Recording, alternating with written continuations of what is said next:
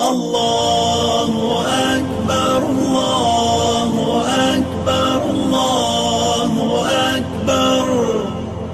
لا إله إلا الله الله أكبر الله أكبر ولله الحمد الله أكبر الله أكبر الله أكبر لا إله إلا الله الله أكبر الله أكبر ولله الحمد. أعوذ بالله من الشيطان الرجيم. بسم الله الرحمن الرحيم. إن الحمد لله نحمده ونستعينه ونستغفره ونستهديه ونعوذ بالله من شرور أنفسنا ومن سيئات أعمالنا. من يهده الله فهو المهتدي ومن يضلل فلن تجد له وليا مرشدا. وأشهد أن لا إله إلا الله وحده لا شريك له وأشهد أن سيدنا وحبيبنا وقدوتنا محمدا عبد الله ورسوله صلى الله عليه وعلى آله وصحابته ومن اهتدى بهديه إلى يوم الدين. أما بعد. Assalamu alaikum wa rahmatullahi wa barakatuh. Adúgbò fún akí ọlọ́wọ́ ọba bó ṣe ní akíhun. A fi ẹ̀yìn fún ọlọ́wọ́ ọba bó ṣe tó ní ọba. Àwa tọrọ kí àti ìgẹ̀ fún Ànábì wa Muhammad sallallahu alayhi wa sallam. Ànábì tí Ọlọ́run ọba ṣe ní ìkẹ́ àánú oríire fún gbogbo àgbáláyé. À ń tọrọ lọ́dọ̀ Ọlọ́run kọ́lọ́n kó bá wa kí Ànábì, kó kí àwọn aráalé rẹ̀, kó kí àwọn sàábé rẹ̀, kó kí gbogbo àwa tí a máa wá lo súnà Ànábì tẹ́líkì ọmọ òfin dé. Ẹ̀yin ọmọ ìyá mi nínú Islam àti gbogbo ẹ̀yin tí Ọlọ́run bá fún láǹfààní wípé kí ẹ máa wò wá lórí Sourate TV. Ìkẹ́ Ọlọ́run, àánú Ọlọ́run, oore ajẹ́ ìjẹ́tàn tí Ọlọ́run ọba yóò máa bá gbogbo wa gbé. Ètò yín tí a mọ̀ sí tafsiri al-Qur'ani, òun náà ni a mú wá fún yín lónìí. Tafsiri tá a ti ń bá bọ̀ láti ọjọ́ òní tó yá sí pé Suratul Baquorah náà ni à ń bá bọ̀. A ti wá dé àyá 132 ibẹ̀ láti dúró.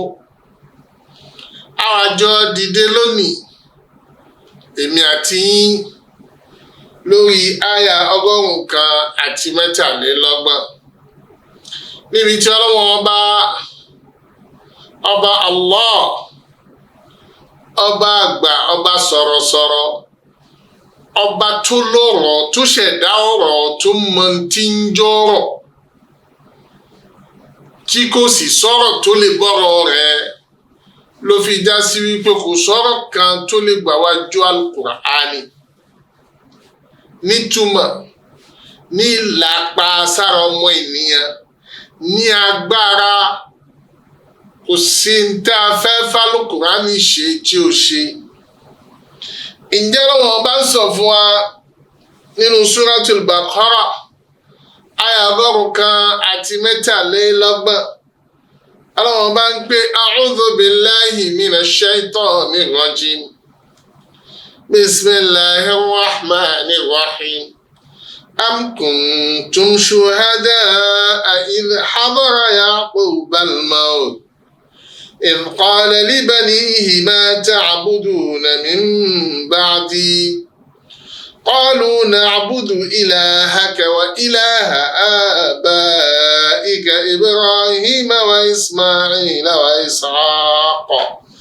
إلها واحدا ونحن له مسلمون. nínú àyà tó ṣáájú tí ń jẹ́ àyà ọgọ́rùn-ún kan àti méjìlélọ́gbọ̀n Ọlọ́hun Ọba ti fi yé wa ń bẹ̀ àsọọ́lẹ̀ tí ànábì Ibrahim tó sọ fáwọn ọmọ rẹ̀ bákan náà èyí tí Yakubu náà tóun náà sọ fáwọn ọmọ rẹ̀. Ọlọ́hun Ọba tuntun wá padà láyè ó tún wá gbé ọ̀rọ̀ Yakuba lọ́tọ̀ wá gbé kalẹ̀ pẹ̀lú àlàyé rẹ̀ pẹ̀lú bó ti ṣe wí tiẹ̀ fún àwọn ọmọ rẹ̀ àti bó làwọn ọmọ rẹ̀ ṣe fún lésì. Ẹ wá béèrè pé kí nìdí tọ́lọ́run bá fi wá dá yẹn rí nì léyìí tó já sí wípé àyà ọgọ́rùn-ún kan àti méjìlélọ́gbọ̀n Ọlọ́run bá ti kọ́rọ̀ àwọn méjèèjì papọ̀ síbẹ̀ nítorí pé Ọlọ́run bá sọ wípé wá sọ bí Ibrahim bani Ànábì Ibrahim ó sọ àsọọ́lẹ̀ kí ni bìhá ọ̀rọ̀ tí Ọlọ́run bá sọ fún wípé idh qala lahu rabbuhu aslim di mùsùlùmí sọ pé mo jura mi lẹ̀ fún rẹ̀ Ọlọ́run. Ànábì Ibrahim sì fèsì aslamtu li rabbil alamina mo gbéra mi kalẹ̀ lódìdí mo jura mi lẹ̀ mo rẹ́dì fún ẹni àṣẹ tí ó bá máa wá látọ̀dọ̀ Ọlọ́run. Mi ò ní gbọ́n rí, mi ò ní gbára, mi ò ní gbètì fún kankan ní gbogbo ohun tó bá ti jáṣẹ tọ́lọ́. Ànábì Ibrahim sì sàsọ́lẹ̀ bẹ́ẹ̀ fáwọn ọmọ rẹ̀ náà wá sọ bìhá bọ́lọ́wọ́ bá ṣe gbé kalẹ̀ fún gẹ́lẹ́bẹ̀ lòun náà gbé kalẹ̀ fáwọn ọmọ rẹ̀ Ismaila àti Isihaka àti Yakubu náà nítorí wípé ọmọ ní ń bẹ àti ṣàlàyé ìyún wa lọ. Ọlọ́wọ́ bá sì tún gbé sẹ́gbẹ̀ẹ́ rẹ̀ náà wípé wà Yakubu ń já sí pé wà sọ bí ha Yakubu náà ó ṣàsọ́ọ́lẹ̀ bẹ́ẹ̀ bí bàbá rẹ̀ ṣe òun náà ṣe bẹ́ẹ̀ fáwọn ọmọ tiẹ̀ náà. Ọlọ́run bá sì ká inna Allaha astafa lakumud-dina fala tamutunna illa wa antum muslimun. Àmọ́lá wípé àwọn ọmọ Ísírẹ́lì tí wọ́n ń bẹ lásìkò ànábì wa Muhammad sallallahu alayhi wa sallam wọ́n yangàn wọ́n ń pé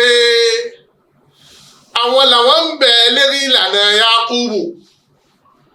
Yakubu tó jẹ́ bàbá tàwọn bíi pé Yehudi náà ni wọ́n fẹ́ pè wípé n tó sọ kalẹ̀ làwọn ń ṣe ẹ̀kọ́ tó kọ́ àwọn làwọn ń tẹ̀lé èrí ipasẹ̀ rẹ̀ làwọn wà lọ́lọ́wọ́n bá fi wá fún wọn lésì ló fi wá sọ̀dáyẹrí ọ̀rọ̀ fún wọn. Ọlọ́wọ́n bá wá ń pé amúkòntòm ṣòhádà ẹ jẹ́ ń gbọ́ ṣé ó mọ̀ ṣojú yín ni ṣé ń bẹ ń gbà tí ikú dé wá bá ànábì Yakubu ni tó fi wá dibi wípé ẹ̀mẹ́rin tí ànábì Yakubu kú sí ni amúkòntòm ṣòhádà ṣé nínú àwọn ẹni tí ń bẹ ń bi tí ọlọ́jọ́ dé tó wá bá ànábì Yakubu ni idh hadara Yakubu al-maut nígbà tí àpẹẹrẹ kú ó bẹ̀rẹ̀ sí ní yọjú fún ànábì Yakubu. Lárúbáwá máa sọ wípé hadara al-maut ikú dé kìí ṣe pé màláìka kú la fẹ́ lò ní ẹ̀ nítorí pé ọ̀pọ̀lọpọ̀ hadisi ti fún alálàyé pé tí màláìka ikú bá ti dé kò sọ̀rọ̀ mọ́ kò sí olú ẹ̀ tó tún lè sọ̀rọ̀ sí sáìdì ayé mọ́ gbogbo ohun tí bá ń sọ ó ti di sáìdì ọ̀run àwọn ará ọ̀run ní mọ̀ gbọ́rọ̀ rẹ̀ aráyé kan ò lè gbọ́rọ̀ rẹ̀ mọ́. Ǹjẹ́ hadara Yaqub al-mautu ní àpẹẹrẹ ikú ó ti yọjú sí ànábì Yaqub. Ànábì Yaqub ti wá rámì wípé níbi tá a bá dé yìí ó dàbí wípé a ti ń lọ. Ẹ wá jẹ́ wádìí kásásọ́ọ́lẹ̀ fáwọn ọmọ wa. Ìyẹn Ọlọ́run bá fi wá gbé kó fi wá ń fi àwọn ọmọ Ísírẹ́lì ṣe yẹ̀yẹ́. Ọlọ́run bá wá ń sọ fún wa wípé ẹ mà láyà o. Ẹ wá ní kẹ́tẹ́kẹ́tẹ́ tẹ́ ń kó wí. Ṣé ẹ̀yin ni ẹ̀mbẹ́lẹ́rì pa ẹsẹ̀ Yakuba ṣé gba Yakubu fẹ́ kú ẹ̀mbẹ́ ni ó ṣojú yín ni àsọ̀rẹ̀ tó sọ fáwọn ọmọ rẹ̀ ó dèrè ọwọ́ yín ẹ máa ń tó wí fún wọn ni. Ìyẹn náà bá tún fi gbọ́rọ̀ padà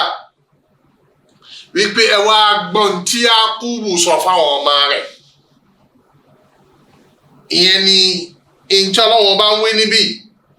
idh qala li banihi. Ìgbà tí ànábì Yakubu ń sọ fún gbogbo àwọn ọmọ rẹ̀, gbogbo wa náà la sì mọ̀ wípé ọmọ 12 láwọn ọkùnrin 12 ni Ọlọ́run ọba fi ta Yakubu lọ́rẹ. Yusufu àtàbúrò rẹ̀ Bìnìyàmín àtàwọn 10 yòókù, gbogbo wọn pátá náà ni ànábì Yakubu kó jọ nílùú Mísírà lọ́lá wípé Yakubu ó kúrò ní Bábílì bí títí ń bẹ tẹ́lẹ̀,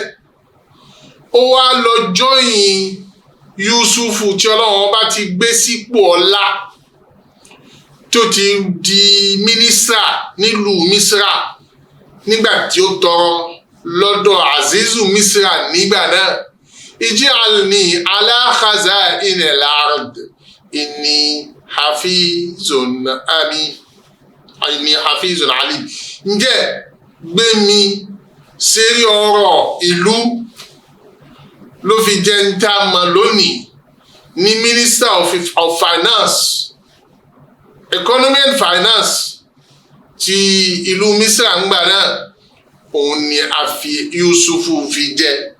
ìmbẹ̀nu ọ̀la, odò lọ́lá, odò níyì, odò ní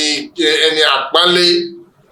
ló fi wá tọrọ wípé kí bàbá tòun àti gbogbo àwọn ẹ̀gbọ́n tòun kí wọ́n máa join tòun nílùú Mísírà. Ǹgbà Yakubu wá dé Mísírà, ó wá ń wo báwọn yẹn ṣe ń sin òòṣà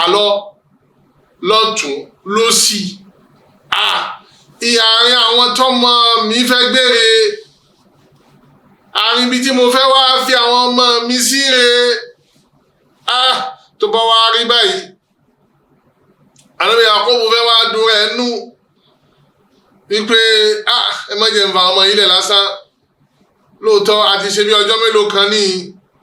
ẹtún jẹ́ ń túnṣe wádìí lẹ́nu wọn dáadáa kí n mọ bí wọ́n ṣe rí.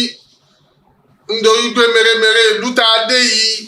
kó má jẹ́ kó ti ń lápá sẹ́bi àwọn kan nù wọn, kó má jẹ́ pé ìbẹ̀nu wọn tó ti wá ń rí ọ̀làjú tó wá bá ní tí ò sí lọ́dọ̀ rẹ̀ lọ́hùn tẹ́lẹ̀, kéyìí kó má ti wá wojú fáwọn kan nínú àwọn ọmọ kan ti wá lọ ṣìnà àbí kan ti wá rí wípé ọ̀làjú yìí ó lọ́lájú ẹ̀sìn lọ,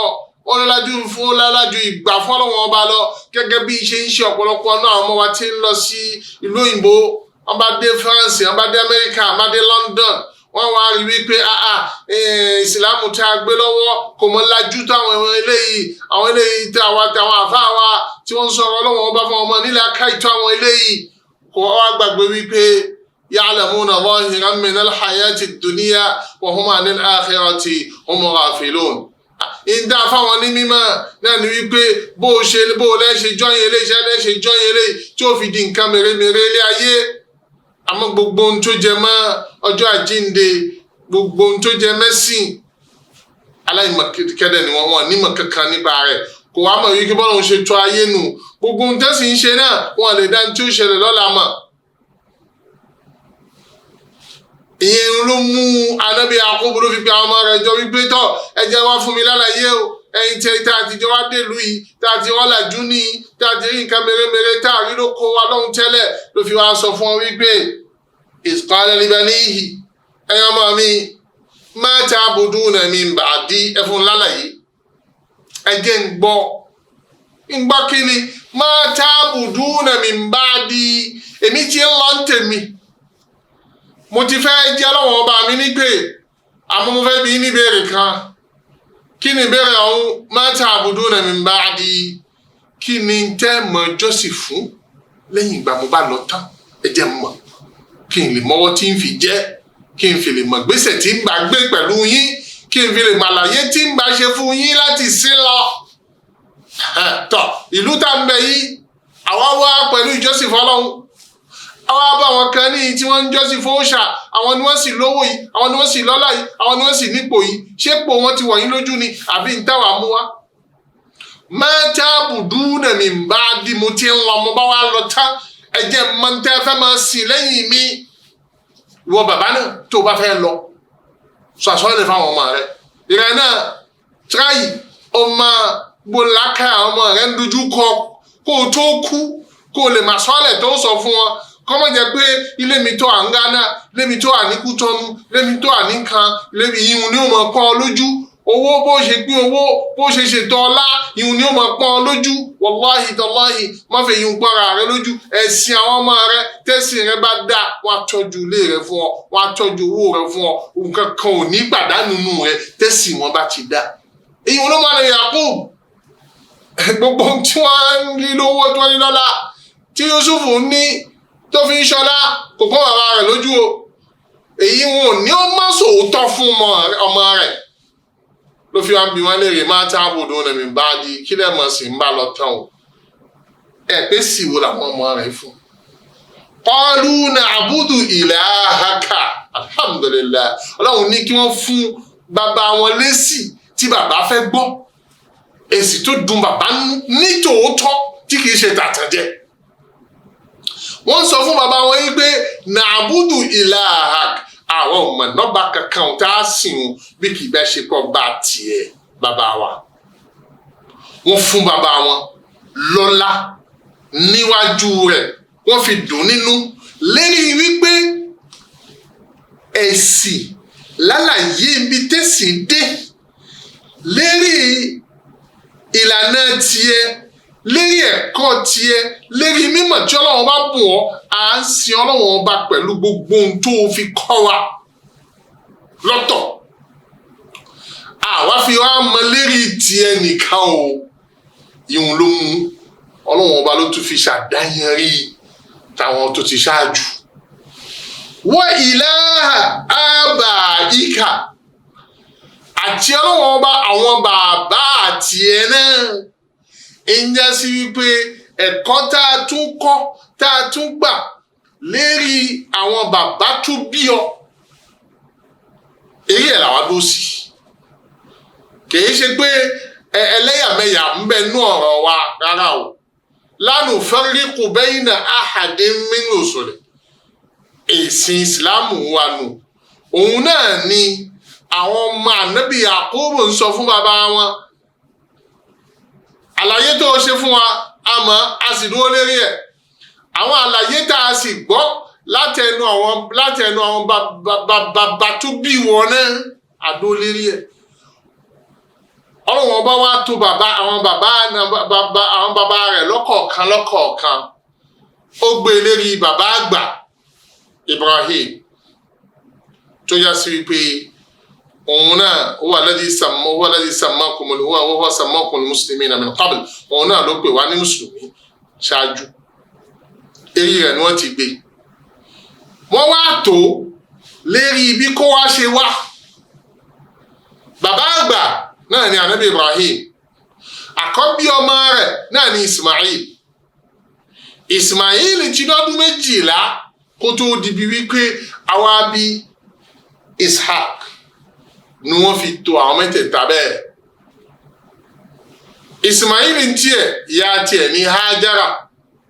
tí wọ́n fi fún ànábì Ibrahim nílùú Misra Ishaq Sára náà ni ìyá tiẹ̀ ní òun ló ti jẹ́ ìyàwó àgbà fún ànábì Ibrahim. Ǹjẹ́ wọ́n wá tò àwọn ọmọ báwọn ọmọ ti ṣe wà, wọ́n sì wá pé ẹ wá wẹ̀ kọ́. Alhamdulillah, bó fẹ́ bí ọ̀kan dé nísìn ló ń ṣe láyàmẹ̀yà láàrin àwọn bàbá. Ó gbọ́ dáadáa, lágbájá yìí ṣe ìyá lágbájá, ìyàwó yìí ṣọmọ ìyá kan náà, ìyá ọ̀tọ̀ọ̀tọ̀ náà ló bí wọn. Lágbájá yìí ṣe bàbá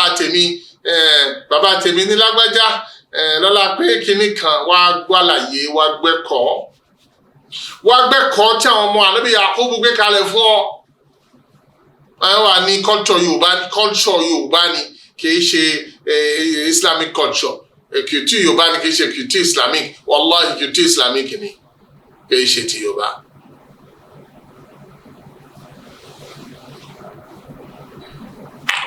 Àbúrò bàbá rẹ, ẹ̀gbọ́n bàbá rẹ ni. Ò tí gbọ́. Wà ní òun kéré, òun làgbà, bàbá tòun ní àgbà, àmọ́ àwọn kìíní àwọn kéré, kò sí tí ń jẹ́ bẹ́ẹ̀. Wá gbọ́ dáadáa lálàyé. Àwọn ọmọ ànábì Yakub wọ́n ń sọ fún bàbá wọn wípé ilaha abaika, àwa ń jọ́sìn lérí ìlànà Ọlọ́run ọba bàbá rẹ Ibrahim àti tí ń jẹ́ bàbá àti bàbá tó bí ẹ. Nínú àwọn bàbá tó bí ẹ náà ni Ismail, ẹ̀gbọ́n bàbá rẹ tí ń jẹ́ Ismail. Léyìí tá a sì mọ̀ wípé ìyá ọ̀tọ̀ọ̀tọ̀ ló bí wọn. Wọ́n fi ẹlẹ́yàmẹ̀yà sí. Ń já sí wípé àbúrò bàbá rẹ àtẹ̀gbọ́n bàbá rẹ ní í ṣe. Òun náà ni Ọlọ́run bá ń fẹ́ fi yé wa láyé yìí. Òun náà làwọn ọmọ Yakubu náà ni wọ́n sì kàn nípa, ni wọ́n sì fẹsẹ̀ rẹ̀ lélẹ̀. Ǹjẹ́ mú mẹ́lẹ́yàmẹ̀yà láàrin àwọn bàbá kó wá sọ wípé ìyá ni lágbájá ọ̀tọ̀, ìyá kínní kan lọ́tọ̀, ọ̀rọ̀ yóò sí mẹ́mọ́. Ọ̀rọ̀ bàbá ni, nítorí wípé bàbá ni ló gbé ẹ̀sìn wá. N tó sì gbé wá lẹ́sìn òun lọ̀rọ̀ ń lọ lérí ẹ̀. Bàbá tó pa wá pọ̀ ni eré rẹ̀ lágbọ́rọ̀ sí, òun làwọn ọmọ ànábì Yakubu máa lò nínú ọ̀rọ̀ wọn ní. Ilahan wahida, ọba àṣọmọ lọba yìí, ọba náà mọ̀ pé méjì o. Òun náà làwa ń sìn, wa nahnu lahu muslimun. Ọba yìí, òun náà làwa ju ọwọ́, la ju pálẹ̀, la ju ara gbogbo ẹ̀, la jùúlẹ̀ fún. Léyìí tí wọ́n fi ń ṣe déédéé mọ́rọ̀ tí Ọlọ́run bá ti sọ níbẹ̀rẹ̀ wípé a sọ fún ànábì Ibrahim wípé aslim qala aslamtu li rabbil alamin. Juwọ́lẹ̀, ju ara lẹ̀ fún Ọlọ́run lẹ́ni tí ó rẹ́dì láti lè máa gba gbogbo àṣẹ tí Ọlọ́run bá pa. Ǹjẹ́ bẹ́ẹ̀ náà làwa wà o, mùsùlùmí hàn náà làwa máa jẹ́ ẹni tí ń ju apá, tí ń juwọ́lẹ̀ fún Ọlọ́run ọba, tó sì ń rẹ́wà rẹ́dì ní gbogbo ìgbà láti lè ṣe ìjọsìn fún Ọlọ́run ọba. Ìbáwa ṣe rí nù, èsì tí wọ́n fún bàbá wọn, ó wá jẹ́ èsì ìdùnnú, ó wá jẹ́ ní tí bàbá ń retí láti gbọ́. Èyí Ọlọ́run mú wá láti lè fi pẹnu àwọn ọmọ Yẹ̀wúdí mọ́, fi sọ fún wọn wípé èyí tẹ̀yin wá gbé lọ́wọ́ yìí o, ṣé ẹ̀sìn Yakubu mọ̀ ní àbóyàtọ̀? Torí pé èyí tó dájú ni wípé ẹni tí Yakubu gbé dání lára Ànábì wa Muhammad sallallahu alayhi wa sallam ló gbé wá. Ṣé òun náà lẹ́yìn náà wá ń ṣe nísìn, ṣóun lẹ́ ń sìn, àbí tìyín mọ̀ ti yàtọ̀? Èyí tó dájú ni wípé èyí tẹ̀yin ń ṣe lásìkò yìí o, kìí ṣe tí Ànábì Yakubu tó gbé kalẹ̀ fáwọn ọmọ rẹ̀. Lérí bẹ́ẹ̀, ẹ lè pera yín lẹ́ni tí ń bẹ lérí ìlànà Ànábì Yakubu abẹ́ni tí ń ṣe ìjọsìn fún Ọlọ́run ọba gẹ́gẹ́ bí Yakubu ṣe gbé kalẹ̀ fáwọn ọmọ rẹ̀. Nítorí báyìí, kò sí ní tẹ́ ṣe tẹ́ fi lè bọ́ sérí ìlànà bí kì bá ṣe wípé kí ẹ gbà fún Ànábì wa Muhammad sallallahu alayhi wa sallam, kẹ́ ẹ sì wá tẹ̀lé ẹ̀kọ́ tí ó bá ń kọ́ yín àti àlàyé ọ̀rọ̀ tí bá ń ṣe fún yín. Ǹjẹ́ èyí ni àyà àkọ́kọ́ tí a mẹ́nubà lónìí, ìyẹn ni àyà 123 tí Ọlọ́run bá ti sọ wípé am kuntum shuhada ẹ wí fún wa ṣẹ́yìn náà ṣoṣojú yín ni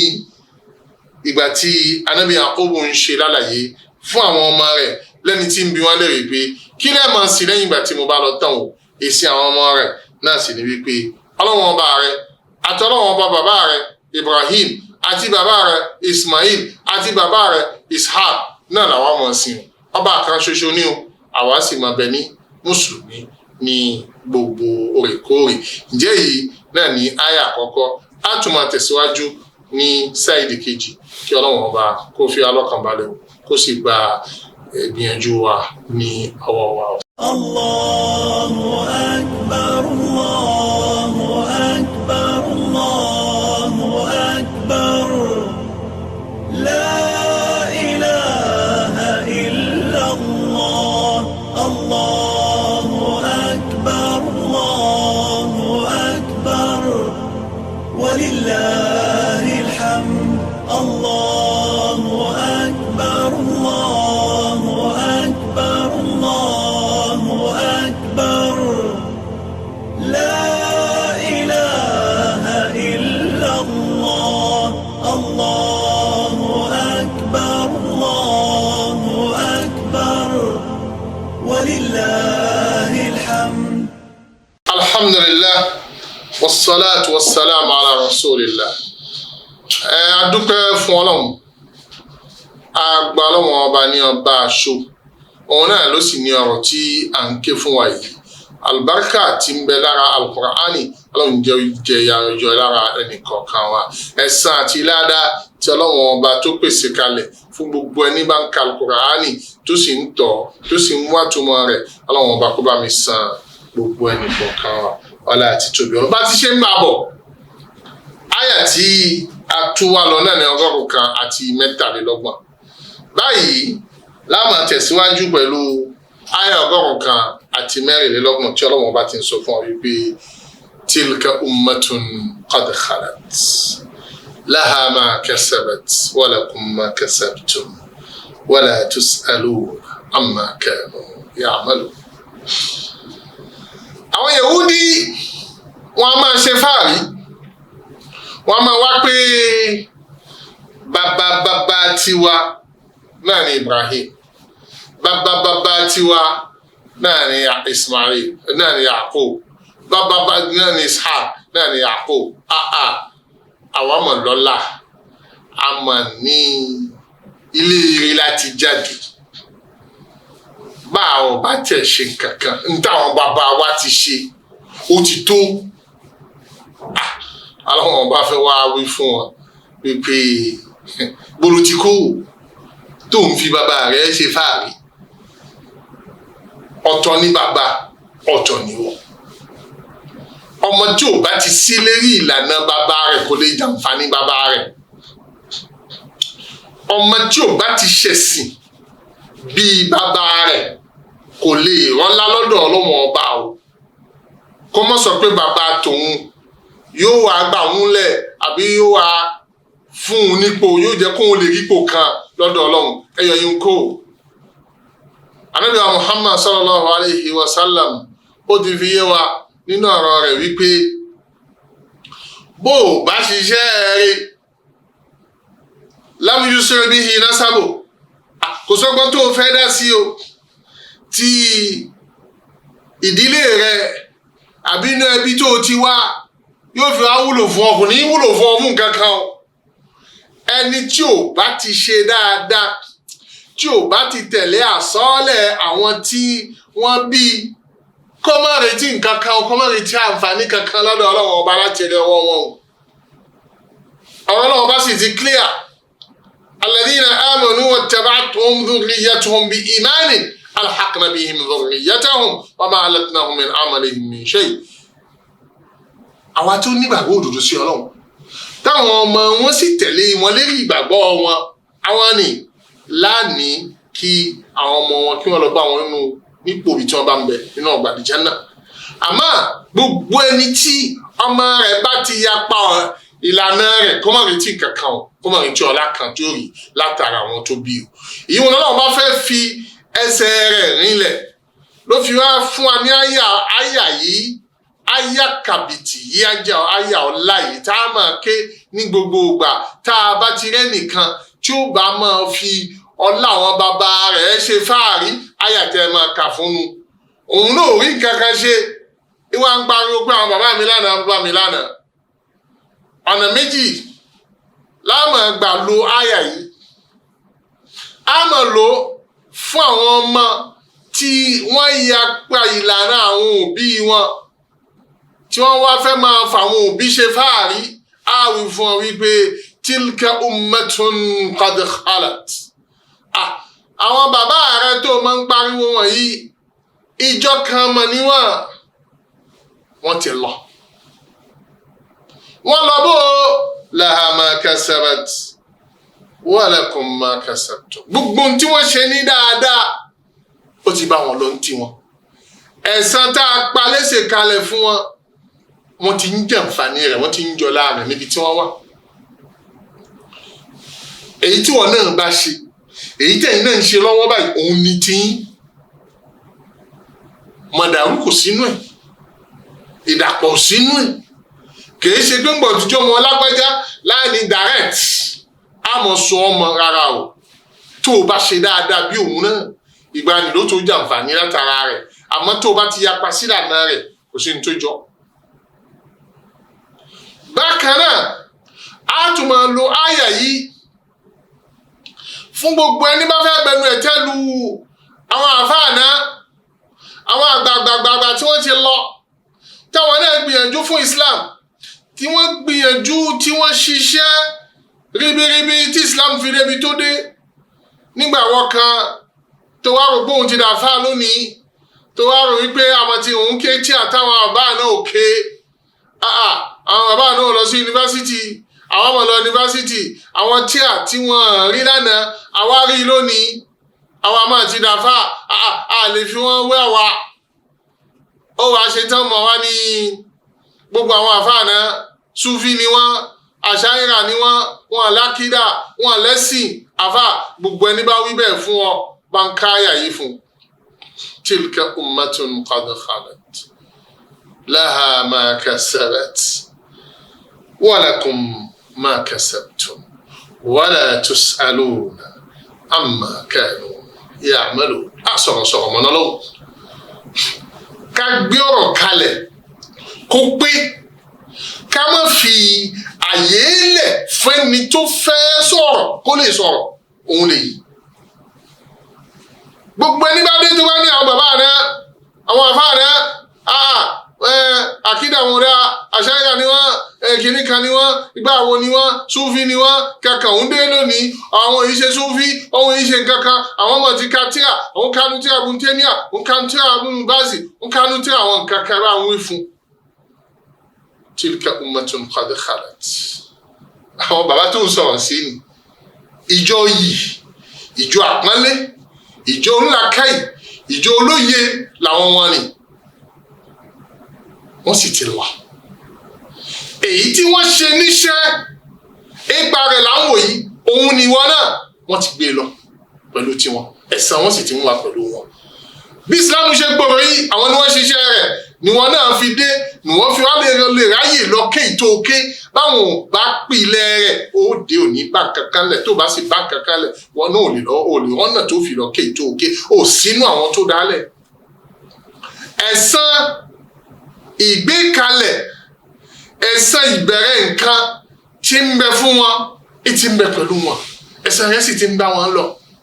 ó wá gbàgbé hadith anabi wa Muhammad sallallahu man sanna fil islam sunnatan hasana falahu ajruha wa ajru man amila biha ila yawm al-qiyamah gbogbo èyí tí wọ́n ń ṣe lónìí nínú ẹ̀san ló jẹ́ fáwọn.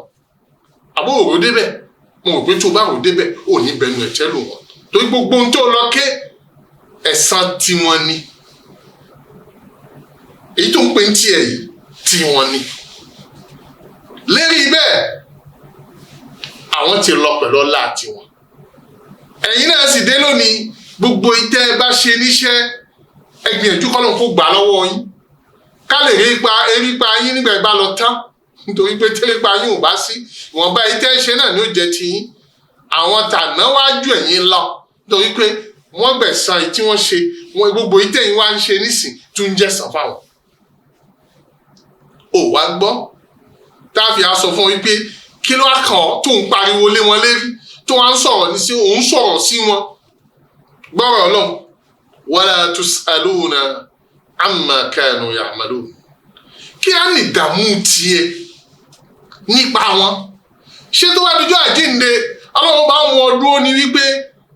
bàbá alágbájá àwọn àfáà alágbájá bó ni wọ́n ṣe afẹ́bí ọ lè rìn nípa iṣẹ́ wọn ni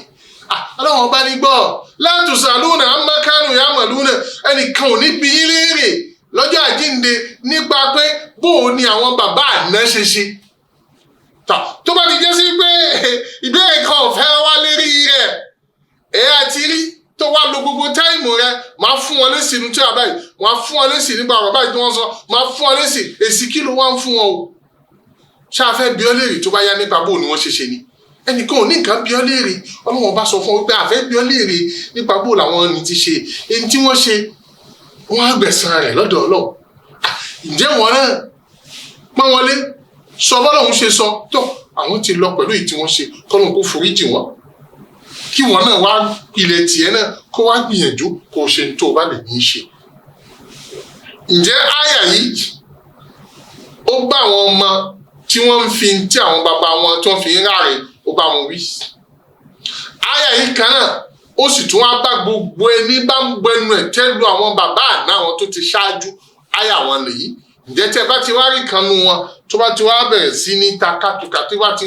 bá ti ń pidán kan tí ò wúlò tí ò bá làákà ìmú ẹ bá ń ké fún tilka ummatun qad khalat laha ma kasabat wa lakum ma kasabtum wala tus'aluna amma kanu ya'malun.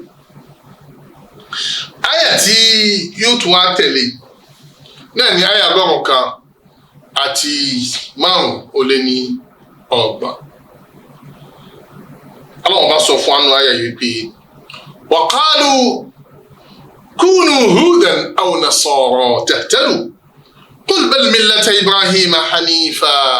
wa ma kana minal mushrikin. àyà yìí òun àti àyà tá a ti ké ṣáájú ní 113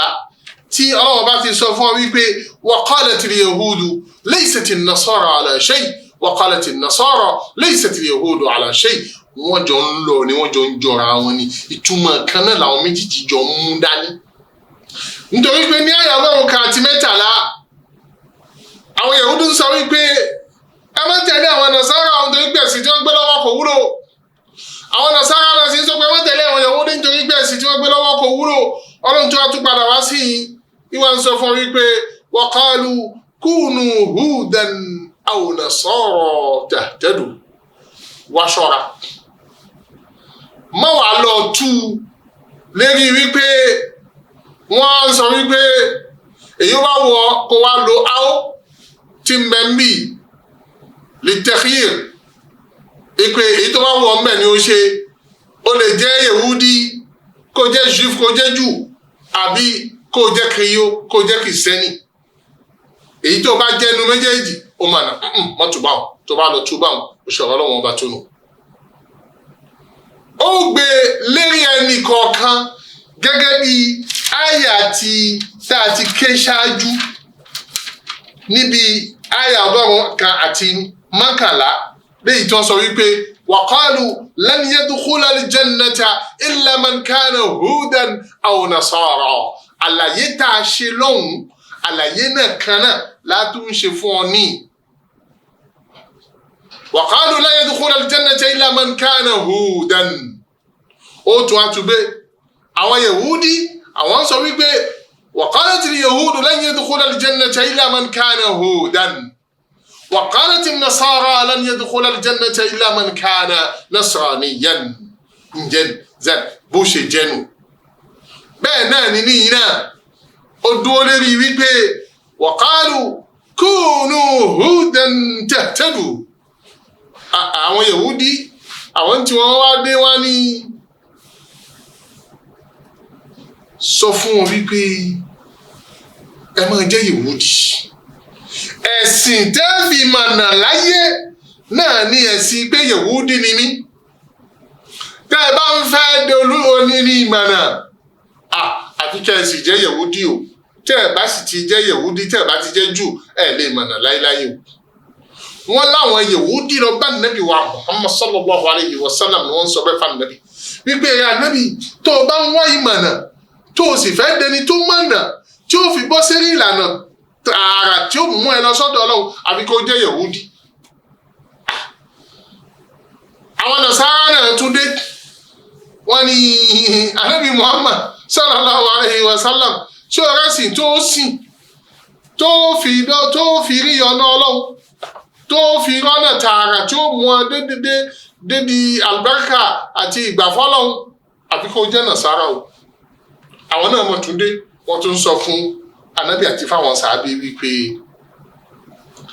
Nasara ni ẹ jẹ́ o káàfi lè mọ̀nà o nítorí ẹ̀sìn tí mú ní ìmọ̀nà náà ni ẹ̀sìn Nasara ẹ̀sìn kiri o kò mọ̀ sẹ́sìn mí lọ́dọ̀ táwọn gbà wípé a lè sìn káfi mọ̀nà tó yàtọ̀ sí ẹ̀sìn Kìrìsìtẹ́nì. ìjẹ́ sí wípé Yẹ̀wúdí ń pe ẹ̀sìn tiẹ̀ lẹ́sìn òtítọ́ lẹ́sìn gidi tá a fi ń gbà tá a fi ń dẹni Ọlọ́run. Kìrìsìtẹ́nì náà àwọn kiriyó náà àwọn náà ń pe ẹ̀sìn tiwọn náà lẹ́sìn tòótọ́ tí ìbú ni ìmọ̀ náà ń já sí wípé wọ́n ti pín sí méjì. Yẹ̀wúdí ń bẹ lọ́tọ̀ Nasara ń bẹ lọ́tọ̀ títa la fẹ́ wá mú mẹ́ Ọlọ́run ọba wá fún wọn lésì Qul eré Ànábì wa Muhammad sallallahu alayhi wa sallam bá fún wọn lésì bá a sọ báyìí fún bal istidrak òun ni wípé ìjọ wọn fi gbé nǹkan dànù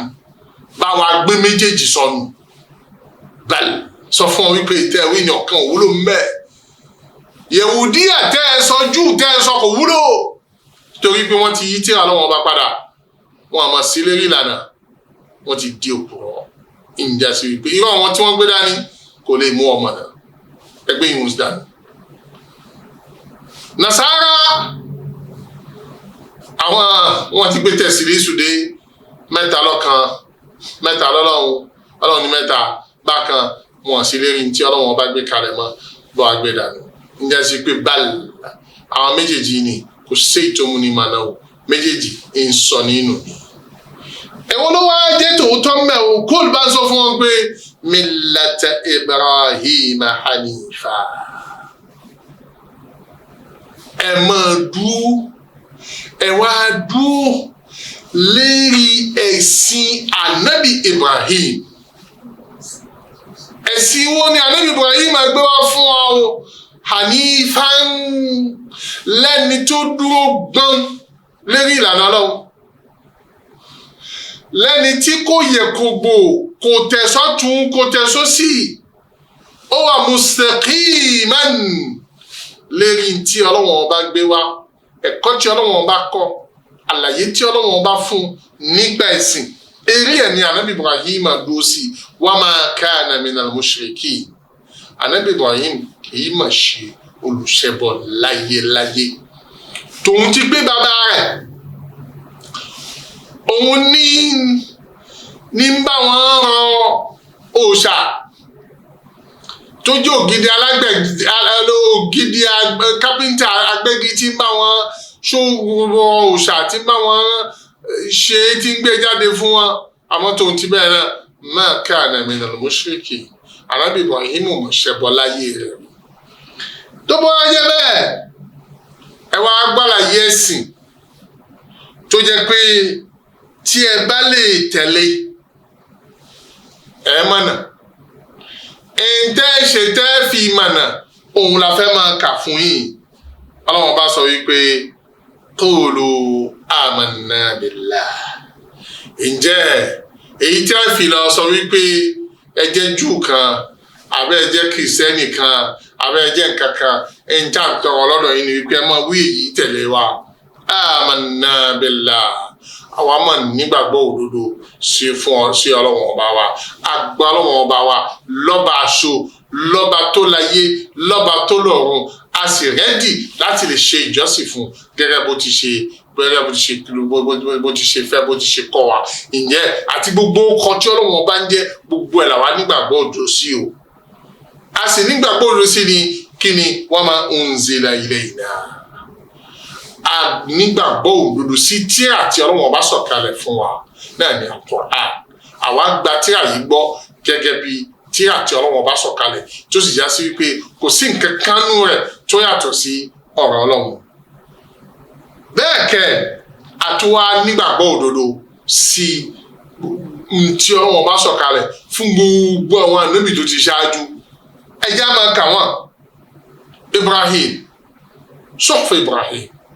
tí àti Ọlọ́run bá sọ̀kalẹ̀ fún ànábì Ibrahim àgbàgbọ́ lódìdí pẹ̀lú gbogbo tí ń bẹnu rẹ̀ wípé tí Ọlọ́run bá mọ̀ ní Ọlọ́run bá fi rán ànábì Ibrahim níṣẹ́ sí àwọn ọjọ́ rẹ̀ ànábì Ibrahim sì fi jíṣẹ́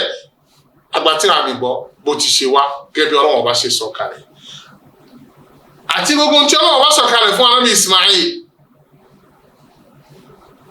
lọ́rọ̀ níwáyí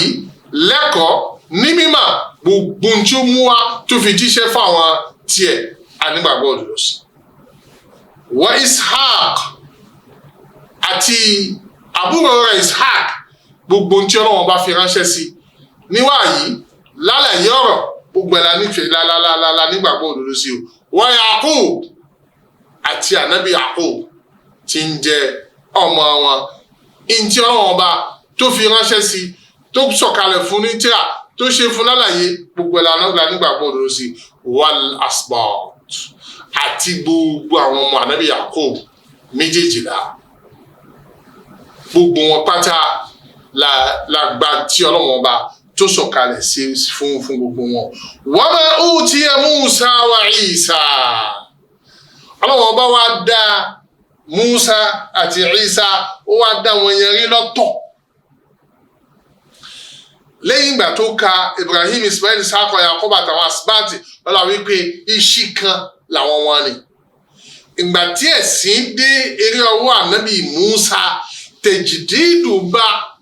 ẹ̀sìn àwọn ẹ̀sìn Islam lórí ọwọ́ ànábì Musa nítorí pé aṣọ tíra kalẹ̀ fún un lọ́tọ̀ tí ń jẹ́ Taurat tá a sì wá fún láwọn ahkam tó pọ̀ tó yàtọ̀ sí èyí tí àwọn tibí ti ń bá bọ̀ tẹ́lẹ̀ ọ̀pọ̀lọpọ̀ nǹkan la tún gbé kalẹ̀ fún un la fi ṣòfin fún wípé kó fi lè máa darí àwọn ọmọ Bani Israẹla lọ́la bí wọ́n ti ṣe wà nígbà náà nílùú Misra àti ní gbogbo ibikíbi tí wọ́n bá ń bẹ èyí ni Taurat tí wọ́n ń bẹ tí fi dìgbà tí ànábì Isa wá dé ànábì Isa musaddiqan lima bayna yadayya min at-Taurat ó wá kan Taurat nípa ó sì wá kan nípa ó sì wá tún fi òótọ́ rẹ̀ fi hàn àwọn ọmọ Israẹla lẹ́yìn ìgbà tí